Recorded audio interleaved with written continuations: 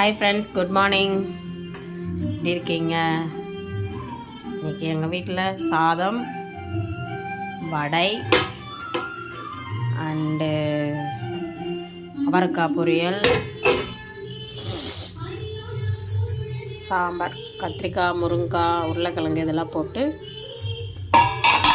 ஒரு சாம்பார் பண்ணியாச்சு. சிம்பிள் தான்ப்பா. இன்றைக்கி டியூட்டிக்கு போகணும், அதனால் நான் சிம்பிளாக பண்ணிவிட்டேன். இது நைட்டு செஞ்ச பருப்பு ரசம் இருக்குது. நைட்டு கிருத்திகைக்கு செஞ்ச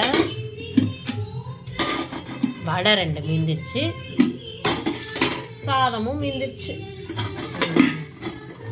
அவ்வளோதான் இன்றைக்கி டுடே லன்ச்சு. சன்மிகா இப்போ தான் வந்து எஞ்சி நிற்கிது.